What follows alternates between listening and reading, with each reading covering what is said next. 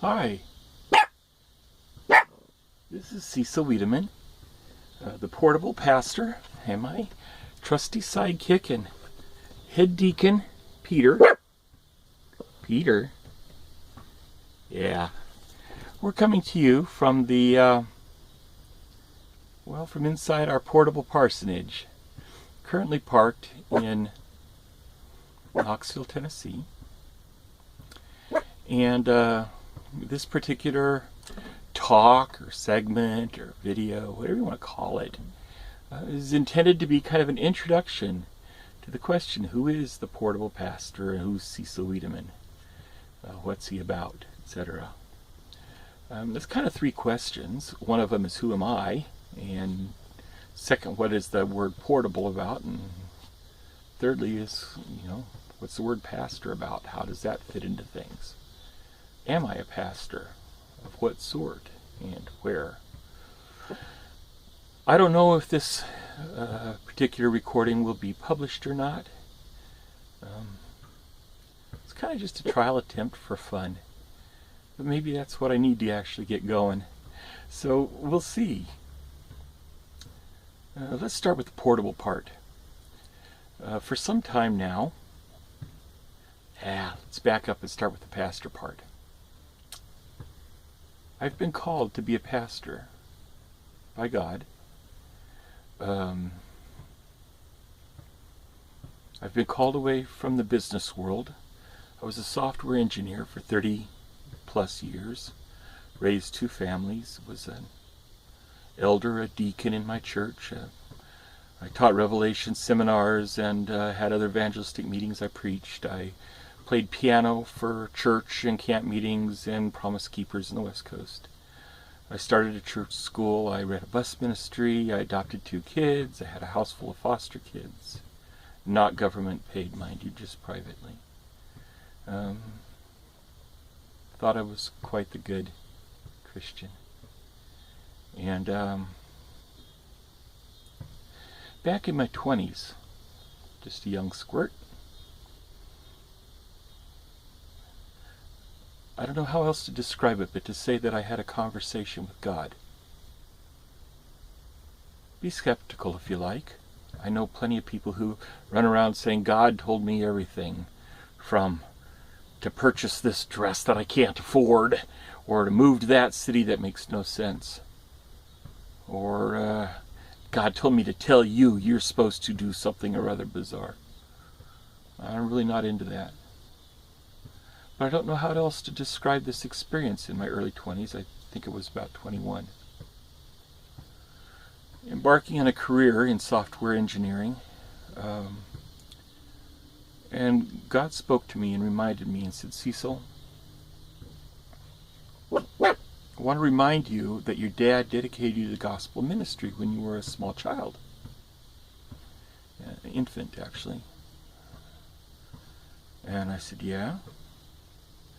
And he said, I'm going to call you to full-time gospel ministry at some point. And I said, okay, fair enough. When you do, I will respond to the call. However, I'm asking that it not be for some time, that you put it off, not do it now.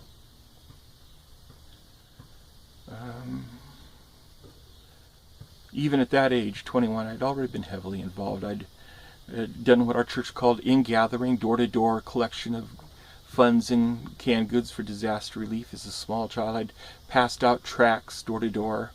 I'd witnessed at the age of 4 by inviting my neighbor, a Catholic businessman in town, to jump into the pile of fire of leaves he was burning in his front yard, since he was going to hell anyway.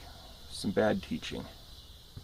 Somehow or other, my dad got called to a different church in another town very rapidly thereafter. I had sold religious books door to door at the age of 13 in the San Francisco Bay Area. I'd been on evangelistic teams. I'd been a youth pastor. I'd been the boys director of a summer camp. I had spent a year in Korea teaching English and Bible as a second language and holding an evangelistic series there. I'd spent another year in school year in Taiwan teaching English and teaching Bible and English to students in the village on the side.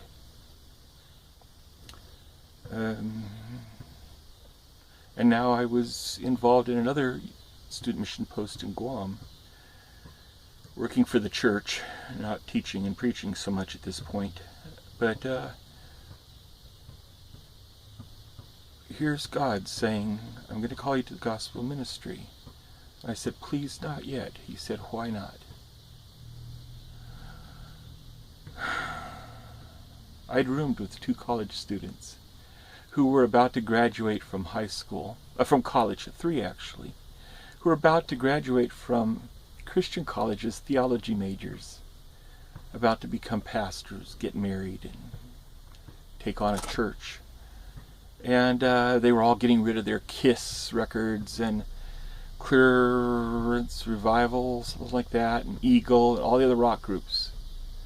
And getting married whether it was the right person or not, because you had to be married to be a pastor. And 22, maybe 23 years old. And I remember looking at them and thinking about it when I was a roommate at the age of 16. Thinking, these guys don't know nothing yet. How are they going to help some 45-year-old man, you know, who's having a midlife crisis with his secretary? Or some 60-year-old guy who's, you know, losing his wife to cancer, or worse, a 25-year-old guy, you know, with 2 kids who's losing his, or a 25-year-old woman who's losing her husband to cancer. How are they going to help? Or somebody whose business is going crazy, their finances are dropping out. How's it going to help? You didn't know nothing yet. I don't know nothing yet. I haven't had life experience. And that's what I told God. I said, please, would you please wait until I've got the life experience that will enable me and teach me so that I can be a blessing to whoever you ask me to pastor. And in this conversation, God said, you know, that's a good answer, Cecil, and I'll honor it. In the late 90s, I did a little preaching.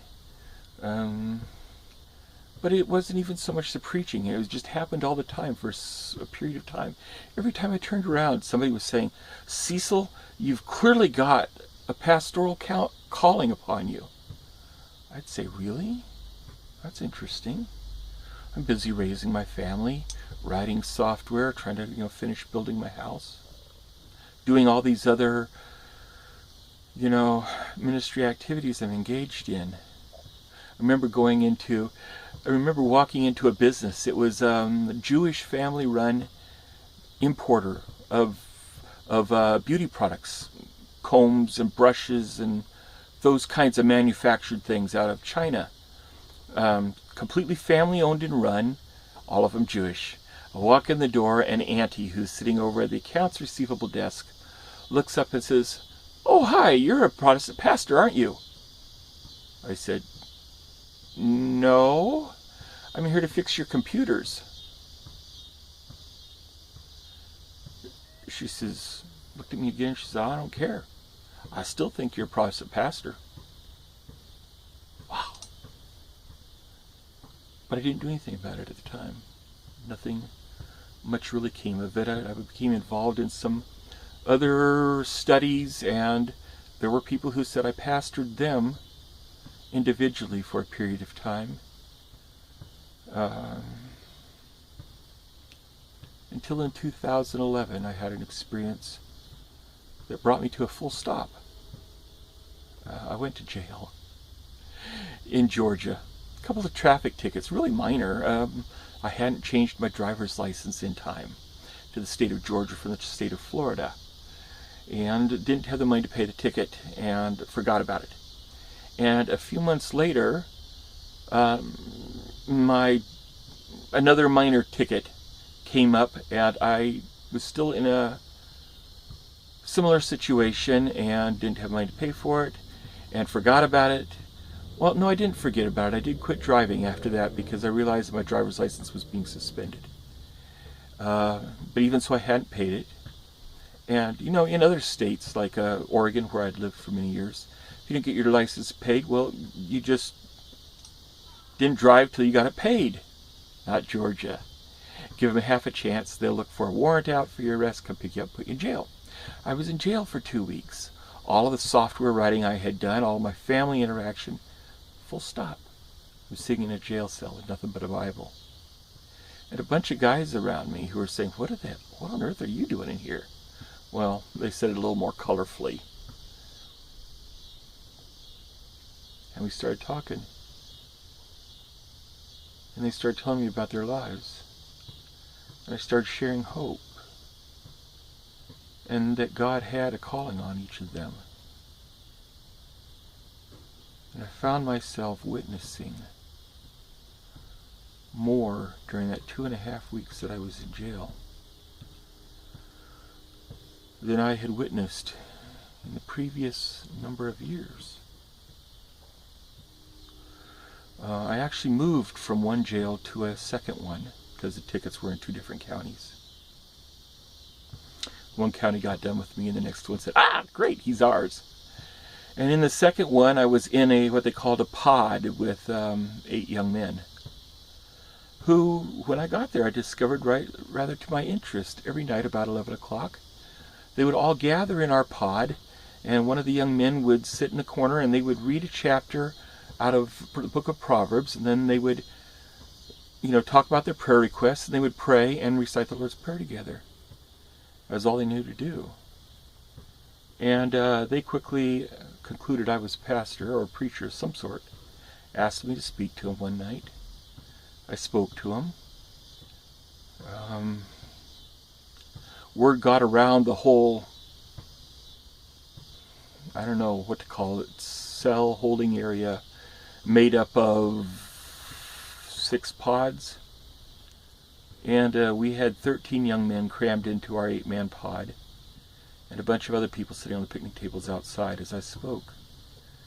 And they wanted more, so I spoke again a couple nights later.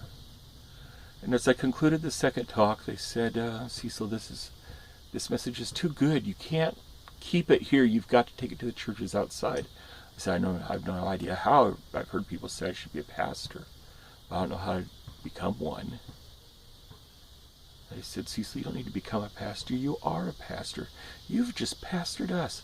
One young man spoke up and said, Cecil, I'm over 30 years old. I've been in and out of church all my life. All my life. And in and out of jail all my life. And tonight and 2 nights ago when you spoke, first time I've ever heard a message that made sense and gave me hope that God could have a plan for my life and could make me something better than I have been. You've pastored, you are a pastor, you've pastored us.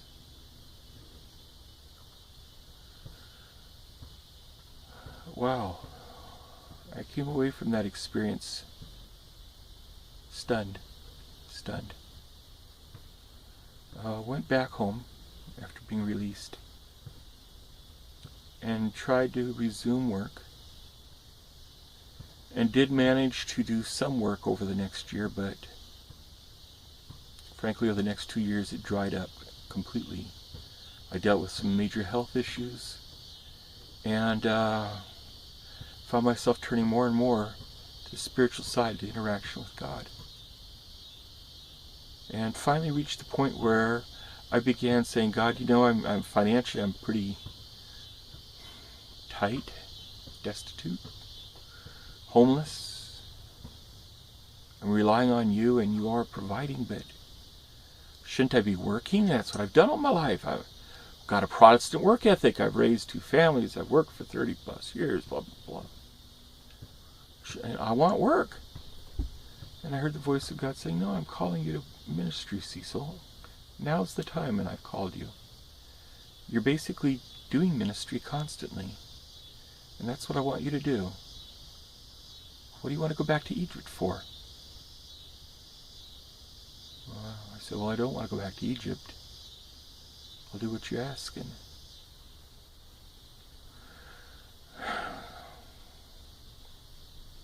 So I guess I'm a pastor. But I'm not called to pastor a given congregation. I seem to be called to pastor individuals here and there around the country or the world in odd ways. The Isle of Man, South Africa, New Zealand, Indonesia, all over the United States. It's kind of odd. Well, how does the portable part fit in? Oh, I should also say I've performed weddings, or a wedding. I've performed a baptism. I administer the sacraments of communion frequently. Engage in Bible studies with people. Pray with people over a counter in commercial places of business or restaurants. Happens all the time. I guess I am a pastor in whatever capacity God's calling me, and I'm still learning. What's the portable part about? Well, for the last couple of years, since 2013, it's now middle of 2015, I've been trying to figure out what I'm supposed to do and to get out of the state of being completely homeless, having to live on people's spare bedrooms or couches. And again, I can't give any other explanation than to say that I heard get a Class A motorhome and a tow-behind car and live a mobile lifestyle.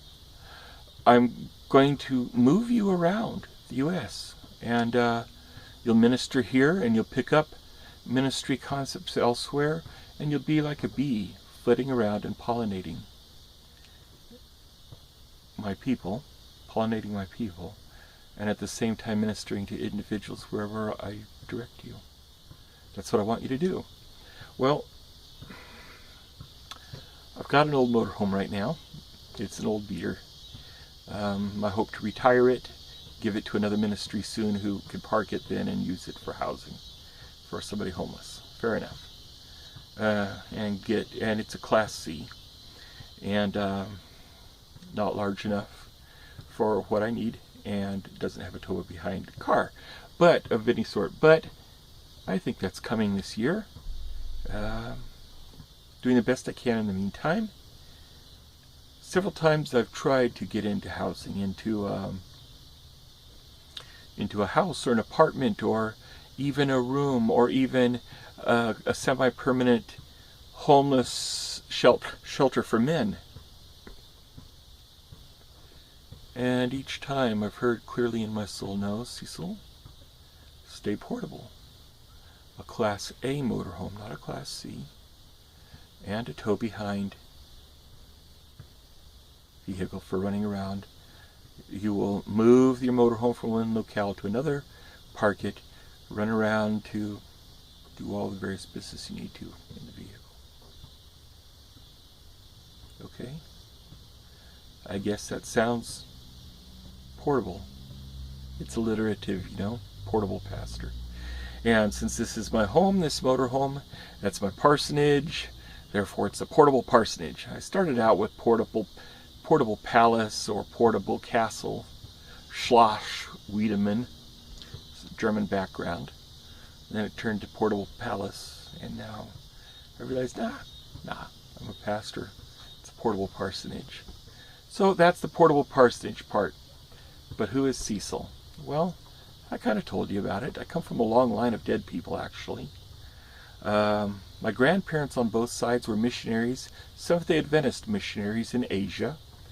My paternal grandparents started the literature work, that's publishing of Christian and distribution of Christian books, Adventist terminology, in the Philippines back in the early part of the 1900s. My maternal grandfather was a professor at the Adventist University in China before the Japanese came and chased everybody out in World War II. My dad was a pastor, Seventh-day Adventist pastor. My mom was a church musician. I was raised in the Seventh-day Adventist church schools, became a musician myself, high school, college, some. Married an Adventist girl, had 2 lovely children, adopted 2 more, And then the whole list of spiritual things I told you about. Becoming what I thought was a really good Christian. And, well, one day in my 30s,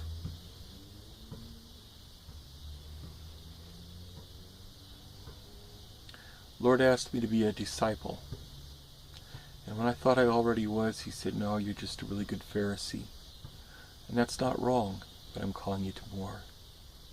I'm asking you to be a disciple.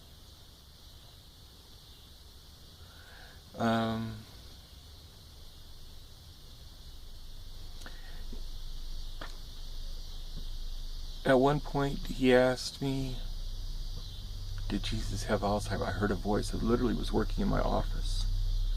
And I heard a voice. I looked around because there was nobody there. And it was a closed office door, everything. And I heard this voice ask me, did Jesus have Alzheimer's? Huh? Huh? Came again, did Jesus have Alzheimer's? Well, the only thing I could think of was little Samuel, you know? I said, okay, why would you ask that? And he says, well, you know, he was a very old man. I mean, when he came here to earth, in reality, he was from before the foundation of the world. That's a long time. You know? And he said some really, really radical stuff. He said it's not what goes into your mouth that defiles you, but what comes out. He said, don't worry about tomorrow what you're going to eat or drink or wear. Boy, that's really against the Protestant work ethic you've worked with. You know, you're working 70 hours a week or more. He really turned the established church on their head a lot. Did Jesus have Alzheimer's? Was he just wandering around spouting nice-sounding, holy-sounding, meaningless stuff? Or was he intelligent, articulate, literate? Did he say what he meant to say, mean what he said, and not say what he did not want said? And it shook me. Really shook me. Because it reached to the core of questions I'd had since childhood. When Jesus said things like, it's not what goes into your mouth that defiles you, but what comes out, because what comes out of your heart, and your heart's evil. If that was the case, why was it that the church I grew up in placed such an emphasis on what went into your mouth? Better not be unclean meats. In fact, it's best if it's not meats at all. It should be vegetarian. Best if it's vegan. That's holier. But don't let any cigarette smoke or alcohol go in. No drugs or marijuana. Well, no unprescribed drugs. No marijuana. No smoke. No bacon. Yeah, I'm really careful about bacon and shellfish. And yet I heard vile gossip come out. Vile invective coming out. Criticism, condemnation of children of God who were trying but having trouble. Sweet on one side and salt on the other, as James spoke of it. Shouldn't happen. I was shook. It took me 3 days before I was ready to answer. And I finally says, no, didn't have Alzheimer's. He was intelligent, literate, articulate. Said what he meant what he said, and didn't say what he did not want said. I'll accept that. Holy Spirit said, well, how are you going to keep that decision in your mind? I guess I'm going to have to take up drinking and smoking. So I did. Not that I'm interested in either one, mind you. The extent of my drinking and smoking pretty much adds up to once in a very long time a beer with a friend to whom a beer is important, a Christian friend. Or once in 2 or 3 years, maybe half a good cigar. Not interested in either one. But initially, for the first few years, there were times I had to go remind myself that I was going to believe Christ and not the traditions I was raised with. For a while, God said, every time I said, I don't think I'm doing really what you want me to do. I think you want me to do more with my life, but I don't know what. What would you like me to do? And I'd hear God say, go quit your job and trust me for what happens next. Couldn't do it. My life was ruled by fear. One of these times I'll give a little talk and talk about the formula that God gave me for dealing with fear and terror attacks. Panic attacks, that's the word. Dealing with panic attacks. Yeah, I had panic attacks. I'd wake up in the middle of the night and go throw up. Panic attacks. God gave me a formula from Scripture, written in a scientific method years before, for dealing with it, and it worked.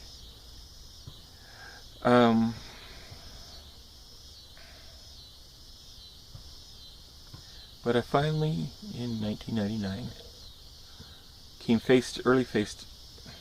early in 1999, came face to face with the fact that it was God telling me to quit my job. I had made the excuse for 4 years that, well, a man's got to support his family. If he doesn't, he's worse than an infidel. Paul said so. So it must not be God telling me to quit my job. But the truth of the matter is I was just scared.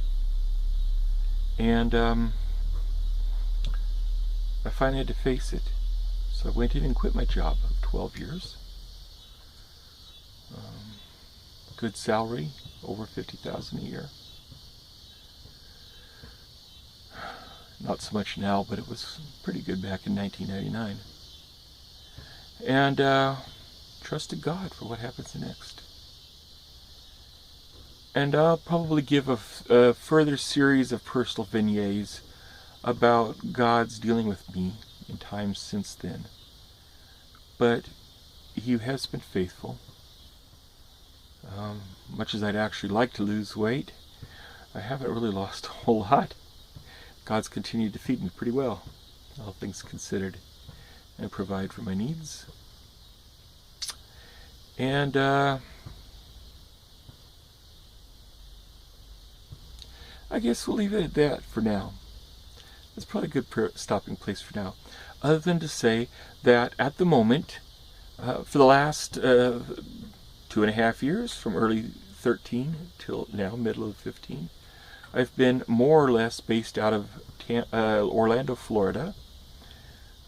This summer, God told me to come up to Knoxville, which is where I am at the moment, and that I was tasked with recording a series of talks to be put up on YouTube, since I haven't found pulpits open to me, for reasons that I would be a bunny trail right now, but I'll discuss in another video. And yet there are things that God has revealed to me or shown me or given me a way of talking about that may be helpful, and so I'm supposed to talk about them. So here I am. I'm going to be recording them, try to get them put up on YouTube.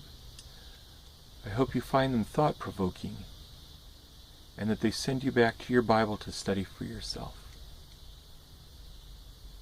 Till next time.